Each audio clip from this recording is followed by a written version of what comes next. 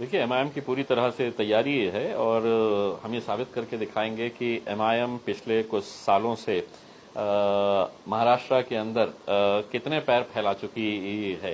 ये बैरिस्टर असदुद्दीन अवैसी साहब, अकबर अवैसी साहब की मेहनतों का नतीजा है और जो लोग उनसे मोहब्बत करते हैं उसी का नतीजा है कि आज 2014 में जब हम इलेक्शन में उतरे थे तो हम 24 सीटें लड़े थे। उस वक्त हमारे 11 कॉरपोरेटर्स थे।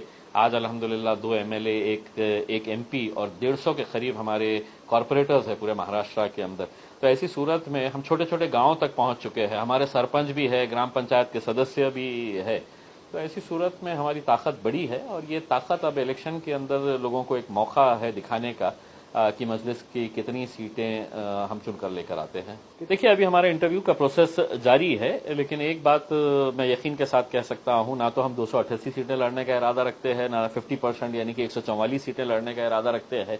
हम ज्यादा से ज्यादा हम अगर लड़ेंगे तो एक 20% सीटों के ऊपर लड़ेंगे। 288 सीटें हैं महाराष्ट्र की विधानसभा के अंदर और वो सीटों के ऊपर लड़ेंगे जहां पर हमें जीतने के पूरा यकीन है। उन सीटों के ऊपर हम इलेक्शन लड़ेंगे। तो हमारी स्ट्रैटेजी हमने जो बनाए है कि सीटें बहुत ज्यादा नहीं, कम सीटें लड़ेंगे लेकिन ज्यादा सीटें जीतेंगे। उस हिसाब से हमारी स्ट्रैटेजी चल रही है। 1-2 दिन के अंदर फाइनल हो जाएगा कि हमारे आंकड़े कितने कहां तक जाते हैं। एमआईएम वंचित इतिहास बात कहां तक है?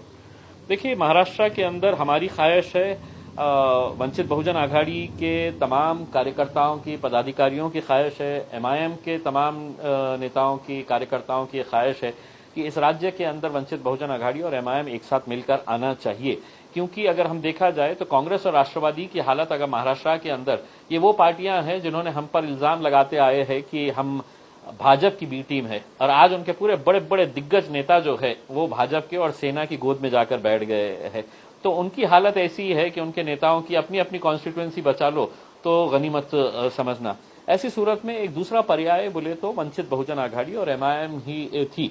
लेकिन चूंकि बाला साहब अंबेडकर जी एक स्टैंड के ऊपर अड़े हुए हैं कि मैं सिर्फ एमआईएम को 8 सीटें दूंगा, जो ना तो असद अवैसी साहब को कबूल है और ना एमआईएम के पार्टी के पदाधिकारियों को कबूल है, तो ऐसी सूरत में ये बात आगे नहीं बढ़ रही है। अगर ये आगे बढ़ना है तो बाला साहब को आगे आकर असद साहब को कहना पड़ेगा कि नहीं, हम दोबारा बैठते हैं, इसके ऊपर चर्चा करते हैं।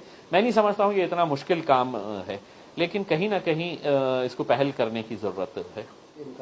देखिए, हमारी तो दिल से ख्वाहिश है ये और हम हर लेवल के ऊपर अंडरस्टैंड करने के लिए हम तैयार है, हम समझौता करने के लिए तैयार है।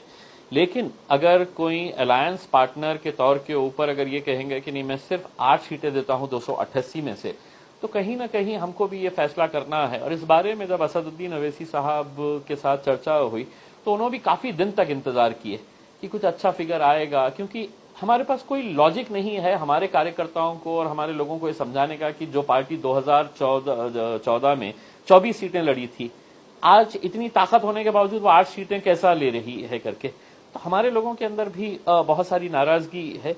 हाँ, ये सही बात है कि एक बहुत बड़ी ताकत बनकर आ सकते थे और हम चाहते थे कि पूरी ताकत का नेतृत्व माननीय बाला साहब अंबेडकर जी करे और उनके नेतृत्व के अंदर एक बहुत बड़ी ताकत विधानसभा के अंदर जा सकती है, आज भी जा सकती है, बशर्ते बाला साहब अपना स्टैंड चेंज करे और स्टैंड चेंज करके असदुद्दीन अवैसी साहब के साथ चर्चा करके दोबारा इसका कुछ ना कुछ अगर हल निकालते हैं तो यकीनन मेरे हिसाब से हम महाराष्ट्र की राजनीति के अंदर एक बहुत बड़ा भूचाल लेकर आ सकते हैं। आने वाला इलेक्शन जो है वो एक बहुत बड़ी चुनौतियों भरा है और हम समझते हैं कि भाजपा जो है जब भी इलेक्शन आता है तो कुछ ना कुछ ऐसी एक घटना कर देती है कि लोग अहम मुद्दों से भटक जाए।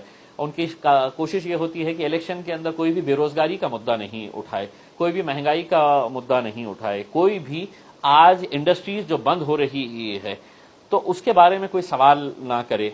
आज इतने सारे लोगों को नौकरियों से निकाल दिया जा रहा है, इन बातों के ऊपर कोई चर्चा ना हो।